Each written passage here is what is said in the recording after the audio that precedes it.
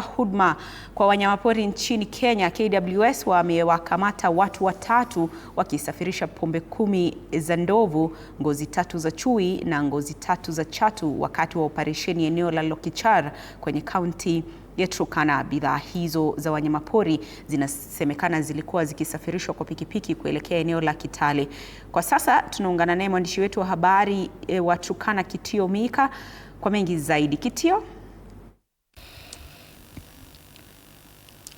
Naam, asante sana mwenzangu, bila shaka tunakujia moja kwa moja kutoka kaunti hii ya Turkana hapa mjini Lodwar. Niko katika afisi ya idara ya huduma kwa wanyamapori KWS, na tunakuwa tunazungumza na afisa ambaye ama afisa mkuu eneo hili la kaunti ya Turkana akaweza kutueleza mengi sana kuhusiana na swala ambalo hapo jana watu watatu wameweza kushikwa kutokana na waliweza kupatikana na pembe zile za ndovu, ngozi ya chui na vile vile vitu vingine ambavyo waliweza kupatikana na moja kwa moja tukaweza kuzungumza naye akaweza kutueleza. Pengine anza sana kwa majina mkubwa na jina lako na ni nini ambacho kimeweza kutokea.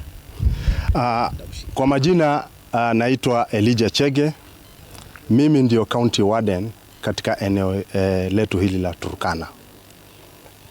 Kama alivyosema ni kwamba kupitia kwa ile intelligence led operation tulifaulu kushika watu watatu katika eneo la Lokichar, ambayo Lokichar iko katika Turkana County.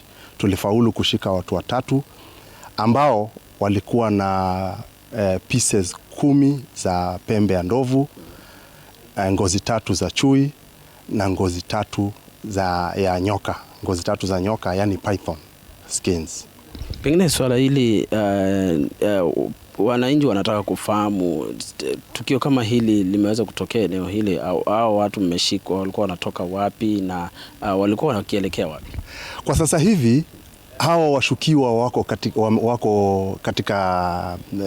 wanakuwa processed pale Lokichar police station, na hivi tunavyozungumza ni kwamba uchunguzi unaendelea ili tuweze kubaini mahali hawa wanyama walikuwa wameuliwa, tuweze kubaini the entire network, ni kina nani ambao walikuwa wanahusika na mahali gani ambapo walikuwa wanatarajia kupeleka pembe hizi.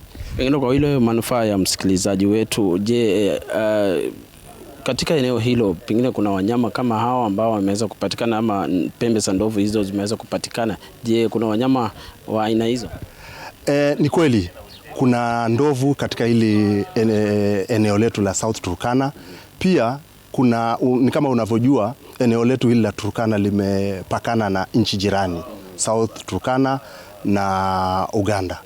Sasa katika uchunguzi ndipo tutakapoweza kubaini kwamba hizi bidhaa za wanyamapori zilikuwa zinatoka wapi.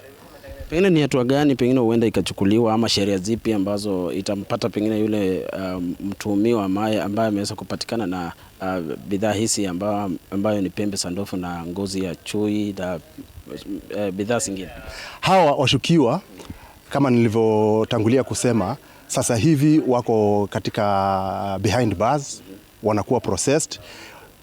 Uchunguzi utakapokamilika watawasilishwa kotini, alafu hapo watakuwa processed according to the law. Na neno la mwisho, pengine ujumbe wako kwa wananchi wakazi wa kaunti ya Turkana kuhusiana na tukio kama hili, wale ambao pengine wanawaua wanyama pori, ungependa kuambia nini? Ningependa kuhamasisha wananchi kwamba protection and conservation of wildlife is a shared responsibility.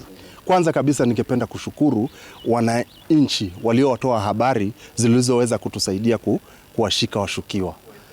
Na ningependa kuendelea kuhamasisha wananchi waendelee kuwa waangalifu, yani waendelee kuwa vigilant, kwamba watoe habari wanapoona uhalifu kama huu unaendelea katika jamii. Na asante sana. Bila shaka kutoka kaunti ya Turkana, mimi ni Kitio Mika na kurejesha kwako katika studio zetu za TV47. Asante sana Kitio Mika. Tunaelekea sasa katika kaunti